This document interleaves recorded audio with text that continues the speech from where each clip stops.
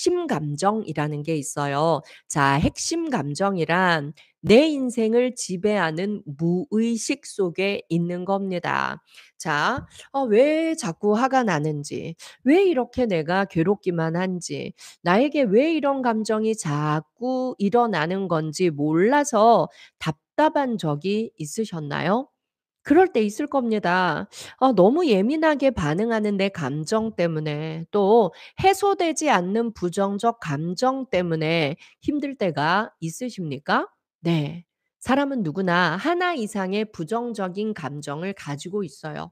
자주 느끼는 부정적인 감정. 자, 이처럼 부정적인 마음속의 응어리를 정신분석학에서는요, 컴플렉스라고 부릅니다.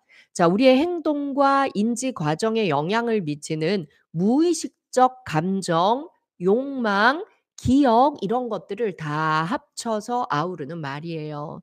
자, 사람의 행동, 표정, 생각 이것들을 지배하면서 갈등을 막 일으키는 걸 핵심 감정이라고 합니다. 자, 더 쉽게 말하면요. 주로 어린 시절의 성장 배경과 의미 있는 관계에 있는 사람들 사이에서 경험한 감정이 핵심 감정이 되는 겁니다.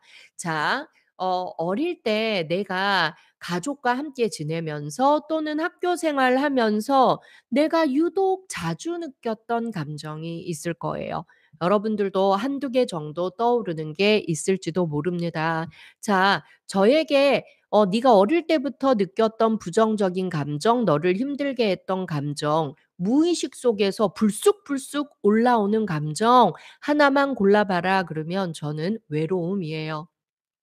이 외로움이라는 감정이 저는 무의식 중에서 아주 불쑥불쑥 자주 올라옵니다.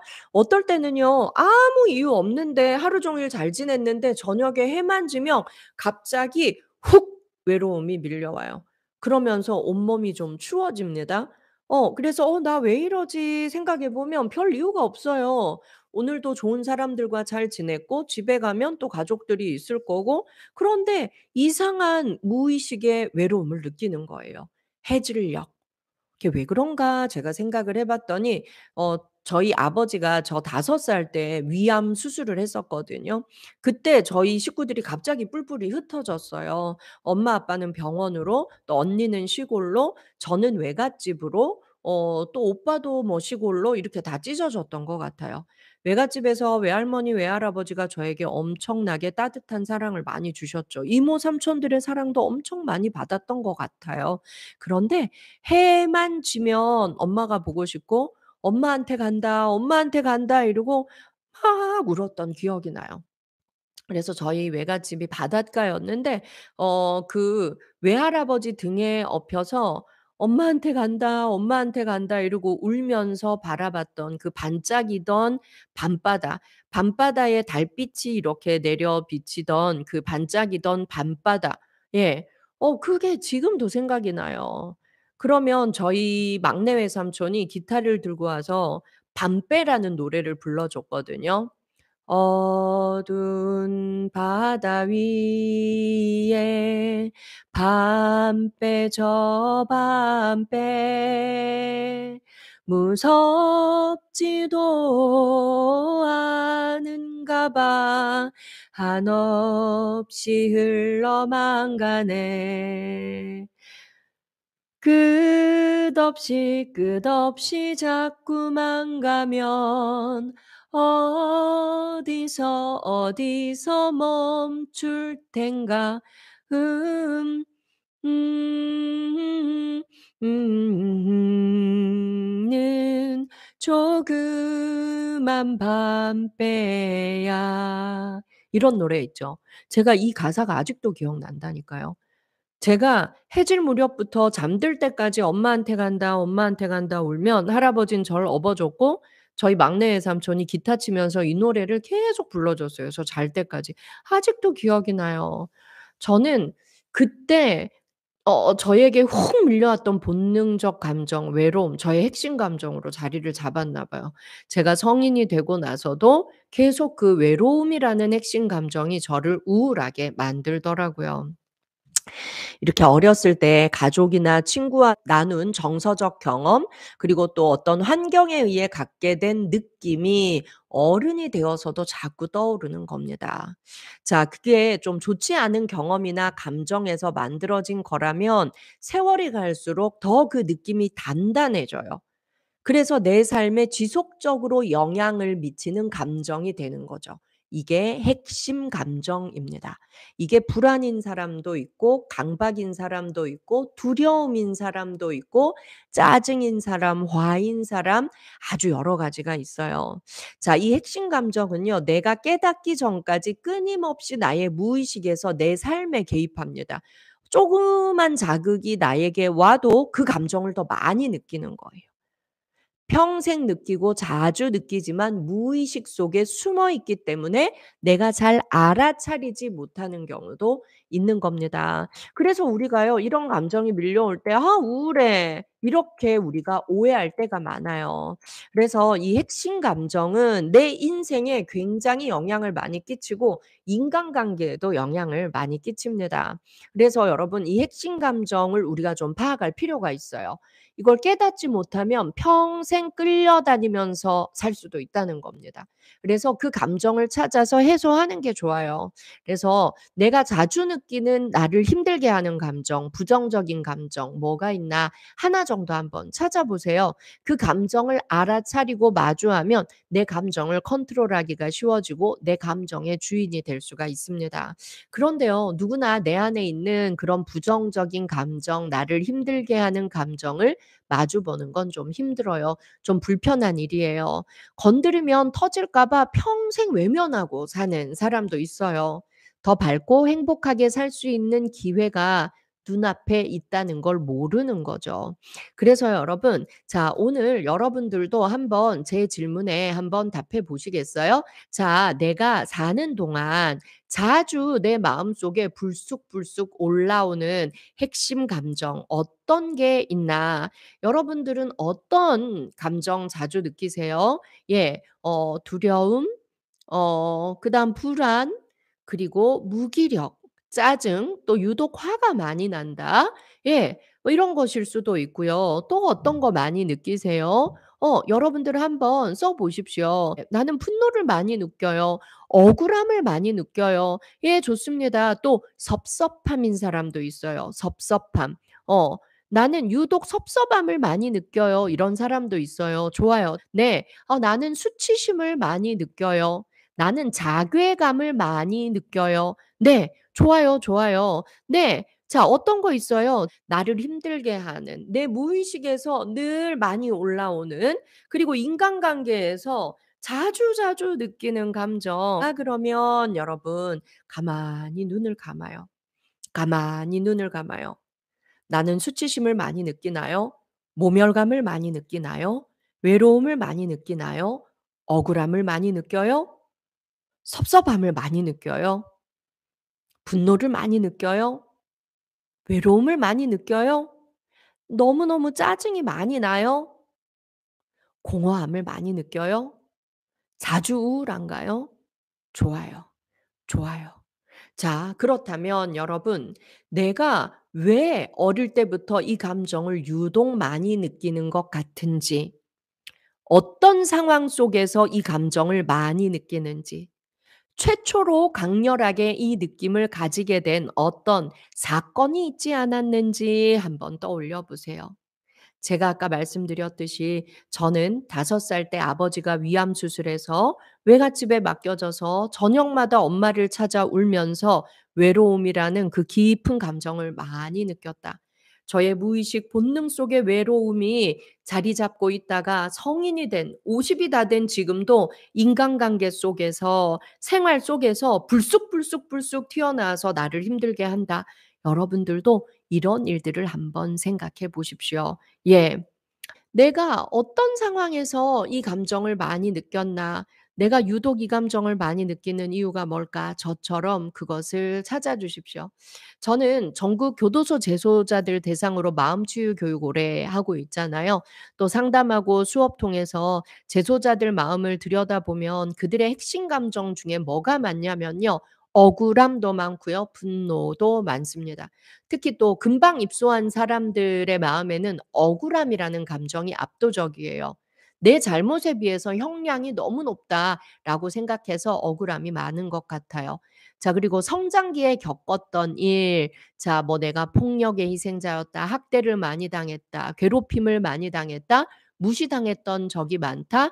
또 많이 방치됐었다. 또 내가 끔찍한 사고를 겪었다.' 이런 경험이 있는 사람들은 그런 마음들이 불씨처럼 마음에 남아 있다가 성장기에 트라우마가 될 수도 있어요.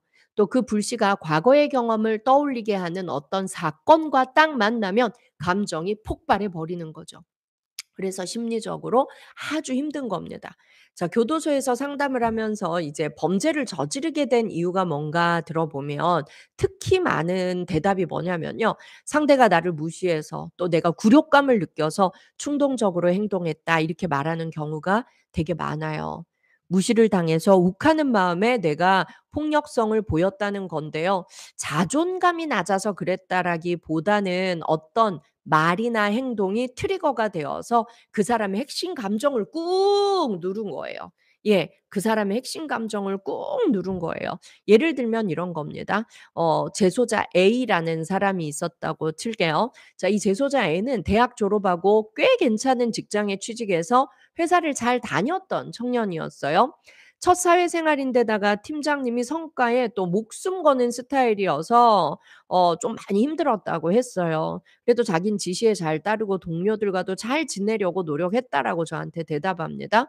근데 어느 날 다들 막 취해서 막 이제 막 얘기도 하고 회사에 대한 불만도 얘기하고 하는 회식 자리에서 팀장님이 이제 이 사람의 그 핵심 감정, 힘든 감정의 버튼을 꾹 누른 거예요.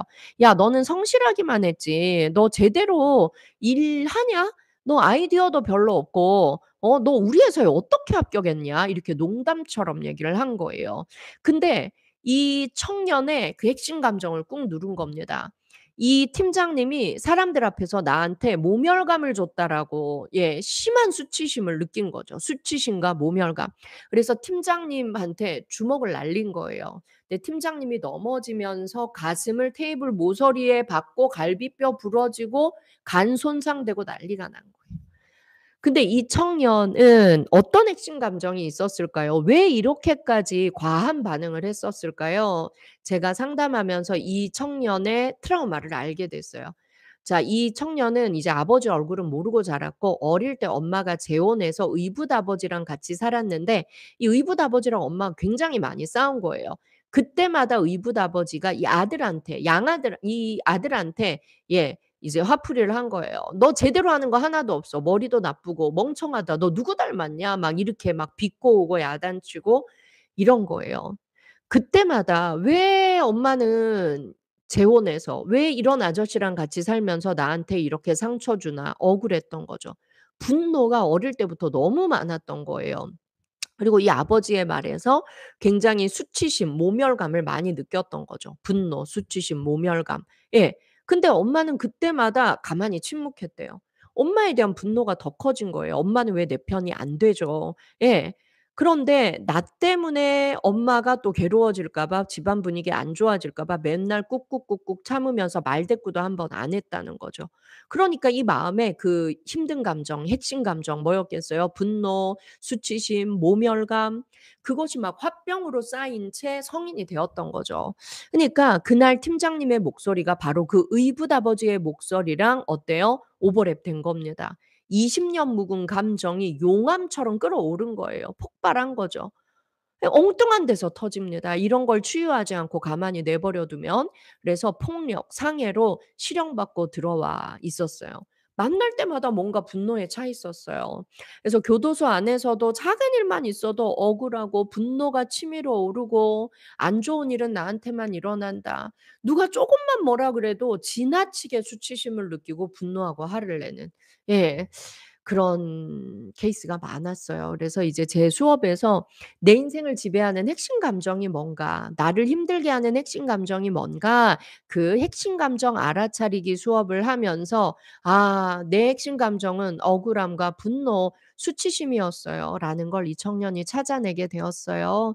예. 그래서 아주 작은 자극이 와도 나에게 아주 작은 자극을 누가 주기만 해도 내 핵심 감정이 꾹 눌러져서 자동적으로 지나치게 화를 낸다는 것, 이 친구가 알게 된 거죠. 그래서 이 핵심 감정은 무의식 속에 잠재해 있다가 어느 순간 쑥 올라와서 내 일상생활에 개입하고 내 일상생활을 엉망으로 만들어 버릴 수 있습니다. 그래서 나를 힘들게 하는 어떤 부정적인 감정이 있다면 이 감정의 뿌리가 뭔가 우리가 들여다볼 수 있어야 돼요. 그래서 핵심 감정을 자각하는 연습을 좀 해 보면 좋습니다. 물론 이 핵심 감정을 완전히 사라지게 하기는 힘들어요, 여러분. 나의 핵심 감정은 뭐야? 내가 유난히 이 안 좋은 감정 많이 느껴. 왜 그런가 봤더니 어릴 때 나의 그 경험 때문에 생긴 것 같아. 이 정도만 자각을 해도 우리가 많이 컨트롤할 수 있다는 겁니다. 그래서요, 우리가 '아 내가 이 감정이 어디서 생겼지?' 이것만 잘 말할 수 있어도 그 핵심 감정을 내 인생에 해롭지 않게 오히려 유익하게 작용하도록 쓸 수도 있다는 거예요. 그래요. 자, 그래서 이런 핵심 감정은 나의 생각, 말, 행동으로 이어지기 때문에 우리가 이걸 치유하지 않으면 내 가족에게 안 좋은 영향을 미칩니다. 자식에게 대물림 되기도 합니다. 그래서 열등감이 이렇게 많은 사람, 열등감이 핵심 감정인 부모가 자녀를 양육할 때 그 열등감, 자기의 열등감을 해소하려고 자식들한테 지나치게 더 노력해. 더 경쟁해서 이겨야 돼. 자꾸 이런 강조를 하면서 다른 집 애들과 비교하고 더 노력해. 너네는 우리보다 더 잘 돼야 돼. 너무 이렇게 강조 많이 하는 부모님들 계세요. 그 부모님의 핵심 감정은 열등감이거든요. 그러면 아이도요, 그 열등감을 대물림해서 유전자로 이어받게 됩니다. 그럼 이 아이 얼마나 힘들겠어요. 그쵸? 그래서 이제 알프레드 아들러라는 심리학자는요, 성장기의 경험이 우리 삶에 대한 무의식적인 신념을 형성한다. 이렇게까지 말하기도 했습니다. 그래서 성장기에 부모님을 통해서 경험한 것들, 특히 감정 경험은 우리 무의식 중에 하나의 신념이 된다는 거죠. 네. 그래서 우리 인생을 힘들게 만드는 거예요. 근데 여러분 오늘 나의 핵심 감정 다 써 보셨죠? 그쵸? 아주 구체적인 단어 많이 나왔죠? 그런데 우리가 이걸 구체적으로 모르고 있으면 그냥 막연하게 "나 우울해. 나 무기력해. 힘들어." 이렇게 표현한다는 거죠. 그러면 해소하기가 되게 어려워요. 자, 그러면 여러분 지금까지 들어보시니까 알겠죠? 내가 자주 느끼는 그런 부정적인 감정들은 습관입니다. 습관이에요. 무의식에서 습관적으로 불쑥 올라오는 거예요. 여러분, 자, 제 수업에서 아주 많이 했었어요. 자, 나를 힘들게 하는 습관. 우리 뇌는요, 부정적인 습관 버리고 좋은 습관 몸에 익히는데 저랑 긍정내 훈련 많이 하셨잖아요. 최소 며칠? 21일 매일 연습하면 긍정적인 습관 몸에 익힐 수 있다. 계속 연습하십시오. 저는 저를 힘들게 하는 핵심 감정이 분노인데요. 이거 쏙 빼버리고 긍정 감정 채우고 싶어요. 이걸 하루아침에 쑥 없애버릴 수가 없어요. 우리 무의식 속에 있기 때문에. 그런데 자주 느끼지만 자주 느낄 때마다 빨리 빠져나오면 되는 거예요. 그게 핵심인 거예요, 여러분. 자, 자주 느끼지만 내가 빠져나오기 위해서 자주 노력하고 자주 느낄 때마다 이렇게 말해 주면 돼요. "아 나의 핵심 감정이 분노인데 오늘도 내가 분노를 느끼고 있네.